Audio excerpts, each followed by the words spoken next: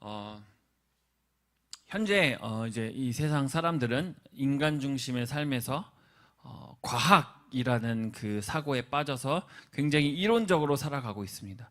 무엇을 하든 효율적이어야 하고 내가 이해해야 되고 항상 이론적인 무언가 확실함이 있어야 움직인다라는 것이죠. 사람들은 이제 과학기술에 이제 이상 그 국가를 건립할 수 있다고 생각을 해서 테크노피아라는 신조어까지 만들어냈습니다. 영화에서 볼 수 있었던 그 광산공학의 이런 것들이 더 이상 상상으로 끝나는 것이 아니라 영화에 있었던 것들을 실제로 만들어낼 수 있는 시대까지 왔습니다. 불과 50년도 아니죠. 한 20, 30년만 해도 이렇게 과학이 지금만큼 발전되지 않았을 때는 무언가 할 때는 뭔가 서로 간에 믿음으로 해야 됐고 믿음으로 시작해서 믿음으로 끝나는 일들이 많았습니다. 그랬기에 지금 같은 많은 발전을 이루었는데 지금은 무엇입니까? 무언가 시작하기도 전에 과학이 너무 발전한 나머지 너가 이룰 수 있어 라는 말보다는 이론적으로 확률이 안 돼. 성공할 확률이 너무 낮아. 실패할 확률이 너무 높아. 라는 이런 이론적인 세상이 되어버리니까 도전하는 것조차 이제 시도하지를 않는 것이죠. 그렇게 실패를 모르니 한 사람이 그 가진 한계를 모르고 도전도 없어지고 삶의 진정한 의미를 찾는데 굉장히 오랜 시간을 투자하게 됩니다. 아마 앞으로 더 많은 것들을 이루려고 하겠죠. 과학적으로. 하지만 이런 것들이 이루어지면서 사람들은 자기 도취에 빠지기 쉽고 하나님 없는 인간의 왕국을 꿈꾸고 있을 수도 있습니다. 그러나 현실적으로 나라가 과학이 삶을 더 나은 상황을 만들고 발전을 했음에도 불구하고 오히려 어떻습니까? 지금은 끝없는 싸움과 불신이 일어났고 점점 범죄가 더 늘어나고 죽음의 공포에서 떨고 있다는 것이죠. 그 미국의 캘리포니아인가 샌프란시스코인가 어딘가는 하도 사람들이 물건을 훔치니까 법적으로 $900까지는 훔쳐도 돼라는 것을 만들었어요. 어떻게 훔쳤냐면 그냥 몰래 훔치는 것이 아니라요. 단체로 갑니다. 막 때로 모여요. 흑인들이나 백인들이나 몇십 명이 뭐냐면 10명씩 모여갖고 동시에 쳐들어가는 겁니다. 그럼 어떻게 막겠어요? 미리 알고 있지 않는 이상 모르잖아요. 그러니까 그냥 가정하는 거예요. 주머니에 다 덜어가고. 하도 그런 일이 하니까 그런 일을 법으로 만들겠다. 이게 법이 이제 정확하게 이제 확정된 건 아니지만 그런 법을 만들고 있어요. 하도 훔쳐가니까 차라리 그냥 법적으로 오케이 하자 이거죠. 범죄를 저지르는 것들이 합법적이가 되고 있다는 것이죠. 삶의 목적과 의미를 모르고 살아가는 시대가 지금 현재 시대입니다. 이런 일이 성경에 이미 있었죠. 무슨 이 사건이었냐면 바벨탑 사건이 그 중에 하나입니다. 이 바벨탑 사건은 노아의 홍수 이후에 벌어진 사건이죠.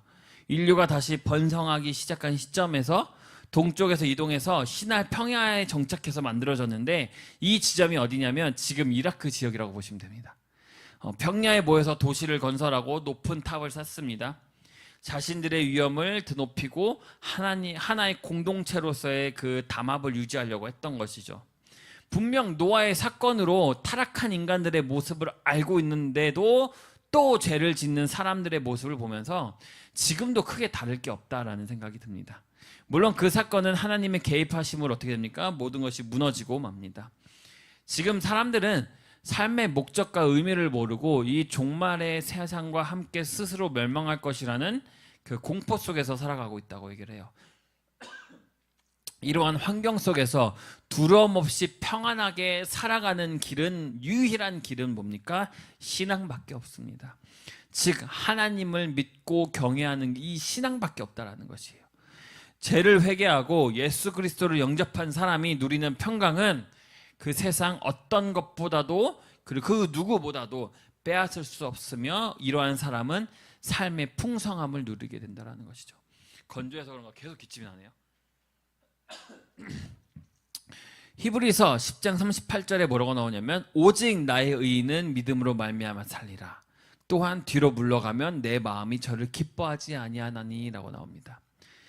바울은 고린도후서 5장 7절에 뭐라고 얘기하냐면요. 우리가 믿음으로 행하고 보는 것으로 행하지 않는다라고 했어요. 그러면 우리가 어떻게 믿음으로 살아가야 되는 것인가? 그 첫 번째로 바로 성령님을 의지하고 하는 삶입니다. 사람들이 제일 어려워하는 것 중에 하나가요. 이 바로 하나님, 예수님, 성령님, 즉 이 삼위일체를 되게 어려워해요. 왜냐하면 이해가 안 되거든요. 바로 성경에는 삼위일체에 대한 설명이 정확하게 없습니다. 그래서 이단들을 특히 그 몰몬교 아시죠? 그 흰색 옷에 검은색 옷에 이렇게 모여서 다니는데 그 사람들은 이 교리를 믿지를 않아요.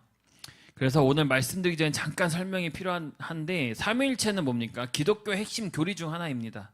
하나님은 한 분이시며 세 위격, 즉 성부, 성자, 성령, 하나님, 아버지, 예수 그리스도, 이 성령님, 이 세가 하나로 믿는 신앙인데 이들은 어떻게 됩니까? 본질적으로 하나입니다.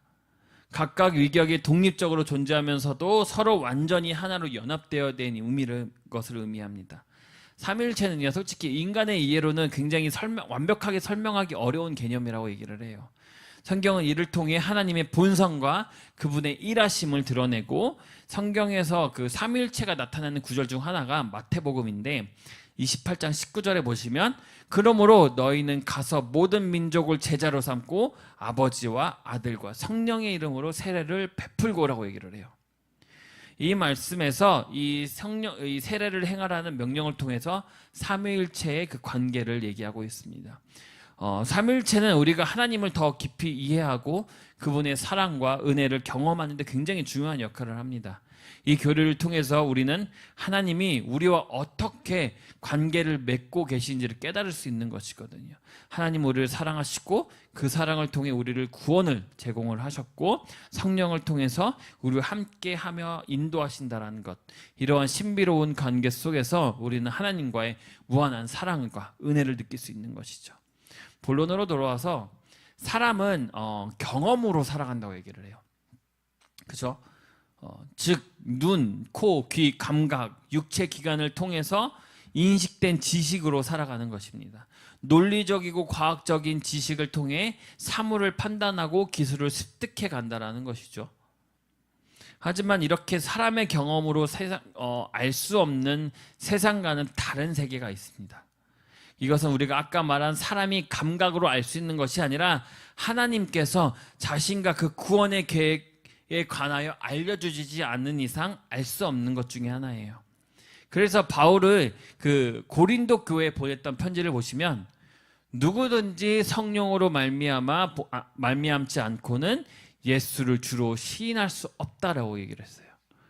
곧 하나님 안에서 믿음의 성령의 계시 없이는 생겨날 수 없다라는 것인데, 또한 사람들은 성경을 통해 하나님의 뜻을 알 수는 있지만 이 성경이 단순한 그 사실을 기억해 놓기 때문에 그 뜻을 아는 것이 아니라 성령의 그 감동에 의해 기록된 하나님의 말씀이기 때문에 우리가 안다라는 것이에요. 단순히 이게 우리 사실이구나 라서 알게 된다는 것이 아니라 이 성령의 감동으로 우리의 이 말씀을 믿는다라는 것이에요. 그래서 고린도전서 2장에 보시면 바울이 무슨 말을 했냐면요, 하나님이 자기를 사랑하는 자들을 위하여 예배하신 모든 것으로 눈으로도 귀로도 보지 못하고 듣지도 못하고 사람의 마음으로도 생각하지 못하지만 오직 하나님의 성령으로 이것을 우리에게 보이셨으니 성령은 모든 것 곧 하나님의 깊은 것이라도 통달하였느니라 하려고 했어요. 이처럼 세상 사람들이 성경을 굉장히 많이 무시하죠. 소설이다, 그냥 신화 같은 이야기일 뿐이다, 우리나라 이야기도 아닌데 왜 다른 사람들이 만들어 놓은 걸 믿느냐, 이렇게 무시하고 하나님을 흉보듯이 빙정거리기도 하는 이유는요, 성령의 계시 없이 인간은 하나님의 말씀을 이해할 수 없기 때문이에요. 그 사람들은 말씀을 보지를 않았고 인도하심이 없었기 때문에 이 성경을 무시할 수밖에 없는 것입니다. 깊은 신앙의 삶은 성령의 계시적인 지식에 근거하는 것입니다. 즉 믿음을 갖고 성령의 충만함을 받아서 성령의 은사를 받고 성령의 열매를 맺는 것으로 가능해지는 것입니다. 성령이 하는 것 중에 하나가 지식을 주시는 것과 함께 하나님과 더 가깝게 인도하시는 것이거든요. 마음속에 회개의 영을 허락하시고 자신의 죄에 대하여 깨닫고 이를 회개할 수 있도록 도우신다라는 것이에요. 그리고 이렇게 자신의 죄인된 모습을 발견하고 회개한 사람은 예수를 구주로 영접하고 하나님께 더욱더 가까이 가게 되는 것입니다. 이게 중요한 이유는 우리 안에 성령님이 거하신다는 것은 하나님의 자녀되는 것을 끊임없이 확증해 준다는 것이거든요. 잘 조화된 그리스도인의 생활은 내가 그냥 성경 읽고 말씀대로 살고 기도하고 이렇게 이루어지는 것이 아니라 성령님과의 밀접한 교제를 통해서 이루어지는 것입니다. 그래서 참된 믿음의 삶이란 성령을 언제나 의지하는 삶이라는 것을 얘기할 수 있습니다. 두 번째로 믿음으로 사는 삶이라는 것은 꿈이 있는 삶을 얘기합니다. 사람들이 무언가를 믿는다고 얘기를 할 때는 그 믿음에 분명한 목적이 있습니다.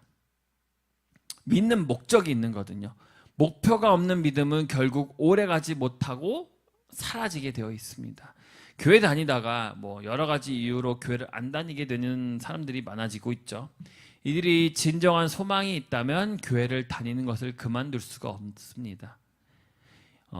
그렇다면 이러한 질문이 나오죠. 나는 교회가 싫을 뿐이고 예수가 싫은 게 아니라 예수님을 믿고 말씀은 믿지만 교회가 싫어서 안 나가는 것이다. 내가 다른 교회도 가지 않는 이유는 그냥 교회가 교회 갖고 있는 그 정책이 싫어서 그러는 것이지 내가 알아서 믿을게 라고 얘기를 해요. 그런데 마태복음 23장에 보시면요, 예수님이 뭐라고 얘기하시냐면요, 내가 얼마나 자주 모으려고 하였더냐, 그러나 너희가 원치 않았다. 보라, 너희 집이 황폐하여 버림받으니라 라고 얘기를 했어요. 예수님께서 교회에 사람들을 오게 하려고 하셨다는 것이에요. 모이지 않는 교회는 어떻게 돼요? 황폐하여 버림받았다고 말씀드려요. 믿음 생활은 어떻게 하는 겁니까? 혼자서 하는 것이 아닙니다. 소망이 없으니 교회를 떠나고 예수를 멀리하게 되는 것이에요. 신앙인의 삶은 지금 당장 보이지 않고 손에 잡히는 것이 없어도 어떻게 됩니까? 미래에 되어질 그 소망 가운데 바라보는 것에 그 참 면목이 있는 것이거든요. 믿음의 목표는 현재, 내일 당장 지금 이루어지는 것을 보는 것이 아니라 내일을 위한, 다음 날을 위한 꿈이에요. 꿈과 분리할 수 없는 것이 바로 믿음이라는 것입니다. 이 둘은 절대로 떨어질 수 없는 관계예요. 믿음의 조상 아브라함은 막연하게 믿음을 나타낸 것이 아니라요, 하나님의 말씀을 들었을 때 그것을 믿었어요. 아브라함이 75세 된 때에 아브라함을 부르시고 고향 갈대 우르를 떠나서 하나님이 지시하는 땅으로 딱 가라고 명령하셨을 때 그 순종할 때 따르는 복을 약속하셨어요. 그리고 너희는 복의 근원이 될지라 라고 말씀하시면서 하나님은 아브라함 마음속에 새롭고 영광스러운 삶에 대한 꿈을 주셨습니다. 꿈이 아예 되셨습니다. 그래서 아브라함은 인간적인 육체의 힘이나 재물이 아니라 이 꿈을 의지하면서 하나님을 믿고 그 말씀에 담대히 순종할 수 있었던 것이거든요. 사람이 꿈이 없으면 성장을 할 수가 없습니다. 그저 하루하루를 살아가는 그 동물들과 별 다를 게 없는 것이에요. 삶의 목표가 있어야 돼요. 아주 작은 것이라도 있어야 그 작은 것을 이루기 위해 최선을 다하는 모습에서 사람은 성장하는 것이거든요. 그러나 신앙 또한 똑같습니다. 꿈이 없으면요, 신앙은 절대로 자라지 않습니다. 잠언 29장 18절에 묵시가 없으면 백성이 방자히 행하거니와라고 얘기했어요. 그러니까 꿈이 없으면 백성은 망한다라는 것이에요. 성경은 왜 꿈이 없는 백성은 망한다고 하는지 아십니까? 그 꿈이 없으면 아무것도 믿을 수 없고 아무것도 믿을 수 없으면 아무것도 창조할 수 없기 때문이에요. 꿈을 통해서 상상할 수 없는 믿음이 아브라함 속에서는 창조가 되었습니다.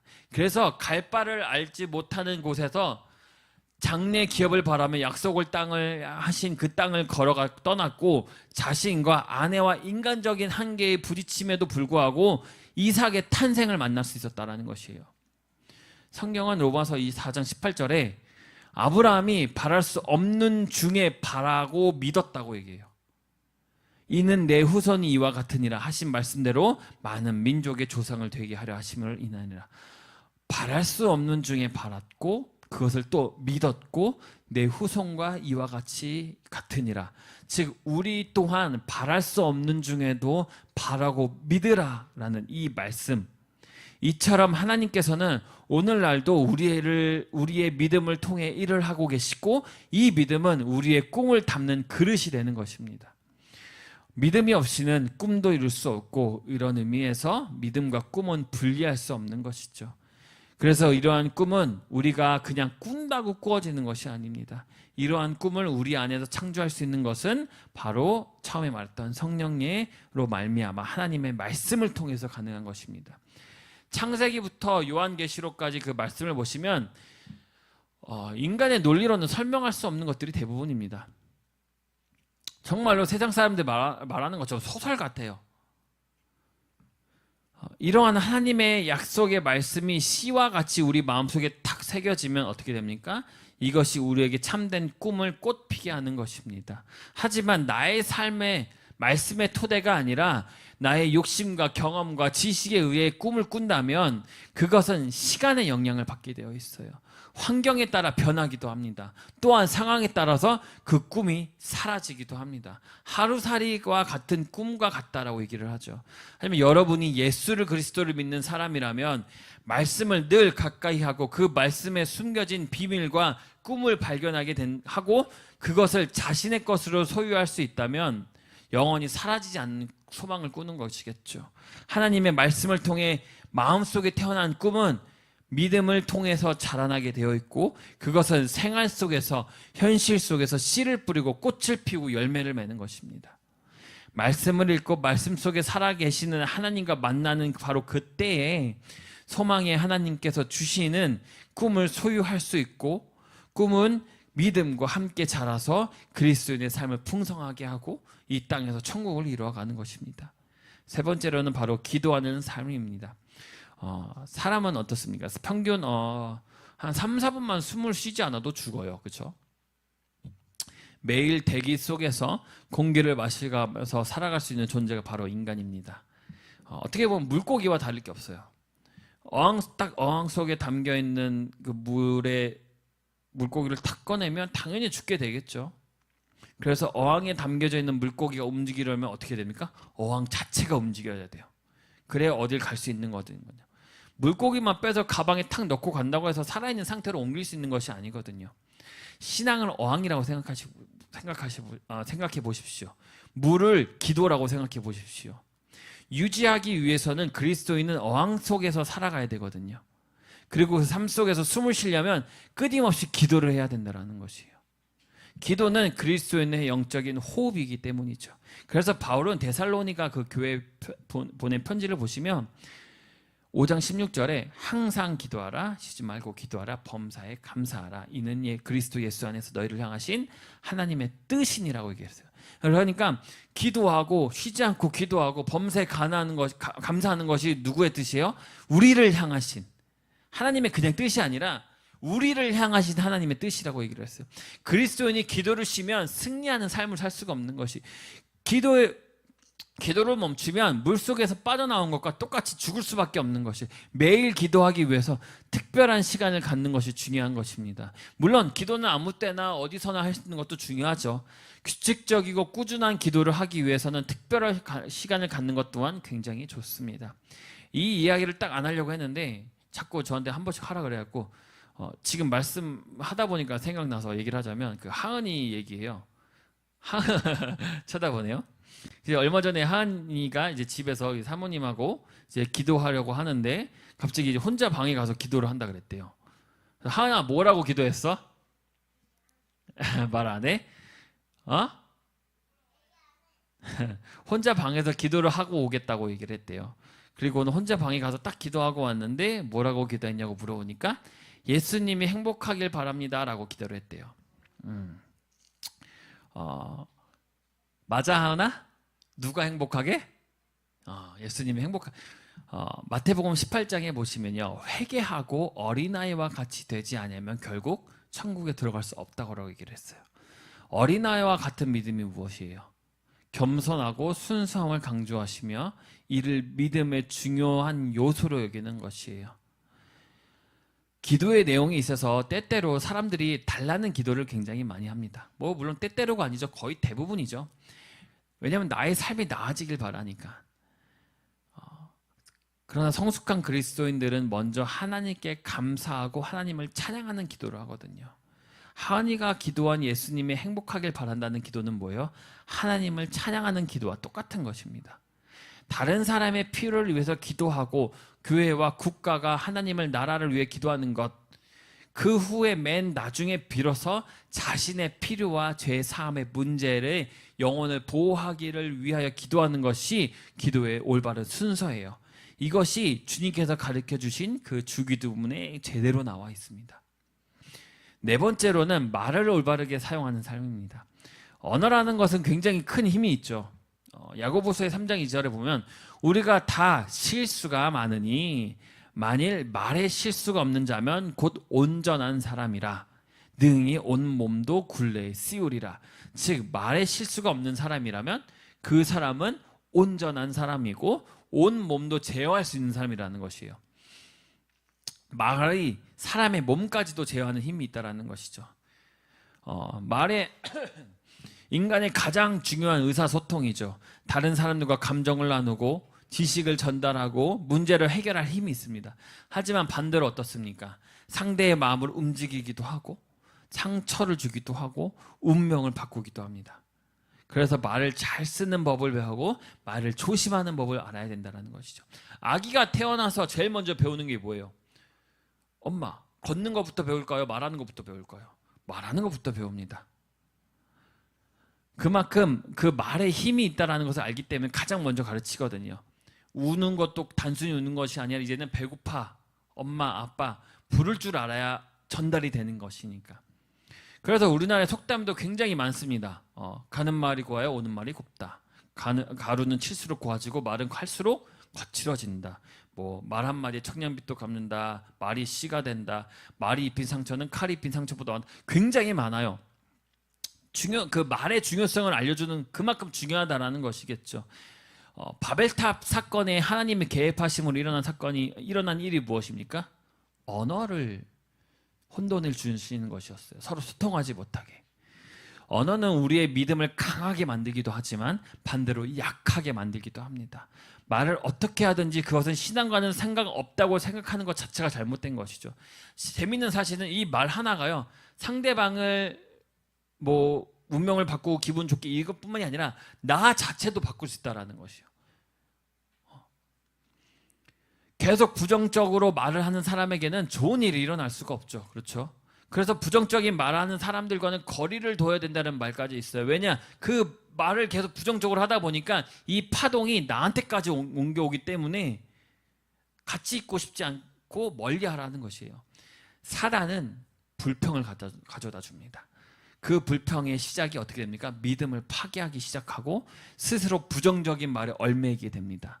부정적인 말들은 어떻게 보면 태풍이 오는데 창문을 활짝 열어놓은 것과 똑같다라는 것이에요. 그러니 늘 긍정적인 말, 칭찬하는 말들을 습관적으로도 하는 것이 좋다고 얘기를 하죠. 아이가 시험을 조금 잘못 봤다고 해도 잘했다고, 다음에는 더 잘할 수 있을 거라는 용기를 심어주고, 남편이 또는 와이프가 직장에서 힘들어하는 사람이 있다면 야, 월급이 코앞이야, 좀만 힘내 라는 말보다는 다음 잘할 수 있다고, 수고했다고 라고 얘기하는 말을 힘을 주는 말도 좋고, 와이프의 밥이 맛이 없어도, 물론 와이프의 맛은 저희 집은 밥 맛있습니다. 아내의 기분을 좋게 하기 위해서도 그냥 맛있다라고 얘기해 주는 것이 그 더 맛있는 음식을 먹을 수 있는 기회도 되고 칭찬도 되고 기분도 좋아지지 않습니까? 환경의 어려움에도 불구하고 하나님의 말씀에 근거해서 긍정적이고 소망에 찬 언어를 사용한다면 그 말은 우리의 생각을 변화시키고 어떤 도전에도 믿음과 승리의 길을 걸어갈 수 있도록 이끌어주는 것입니다. 아브라함이 100세, 사라가 90세 때 서로의 그 입에 말을 주었어요. 뭐라고 했냐면 아브라함은 사라를 민족의 어머니라고 불렀고요. 사라는 아브라함을 민족의 아버지라고 불렀거든요. 이렇게 소망을 갖게 되었고 결국 어떻게 됩니까? 이 꿈은 이삭의 탄생을 통해서 이루어지게 됩니다. 이처럼 하나님 말씀에 굳게 서서 환경에 흔들리지 않고 하나님을 기적을 체험하는 삶을 살아야겠죠. 결론입니다. 믿음의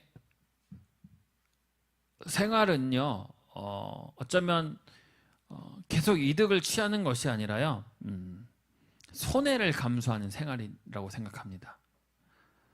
믿지 않는 사람들처럼 자기 마음대로 살 수가 없는 것이죠. 당연히 포기할 것도 많고 하지 말아야 할 것도 많고 남들보다 덜 가져가야 되고 더 힘써야 되는 것다 보니까 손해를 감수하는 생활이에요. 근데 그것이 굉장히 슬프고 힘든 일입니까? 아니죠. 그렇다고 해서 내가 기분이 나쁩니까? 아니죠. 이것이 만약에 기분 나쁘고 그렇다면 분명히 믿음에 문제가 있는 것입니다. 내가 남에게 베풀수록 행복하고 도와줄수록 기분이 좋고 내가 좀 덜 가져가더라도 상대방이 더 가져가는 것에 대해서 마음이 좋고 모든 것이 가나 모든 것을 유익한 것은 아니다 라고 사도 바울의 고백처럼 하나님과 이웃을 위해서 내가 포기해야 되는 것이 많습니다. 그것이 믿음 생활이에요. 그러나 오늘 본문 6절에 뭐라고 합니까? 자기를 찾는 자들에게 상 주시는 이를 이심을 믿어야 할지니라. 내가 이렇게 포기한다고 해서 내가 덜 가져가는 것이 아니라 이런 나에게 하나님은 뭘 주세요? 상 주신다고 하시잖아요.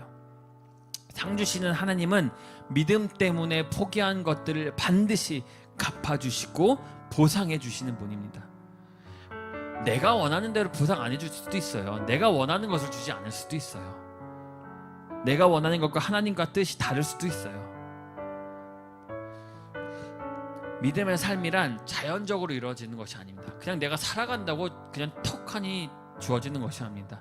살면서 자연스럽게 얻어지는 지식이나 경험 같은 것도 절대 아닙니다. 여행을 통해서 말을 통해서 이루어지는 것도 절대 아닙니다. 그것은 성령의 인도를 받으며 꿈을 품고 항상 기도하며 늘 긍정적인 생활을 통해 유지되고 성장되는 것입니다. 믿음이 없이는 누굴 기쁘게 할 수 없어요.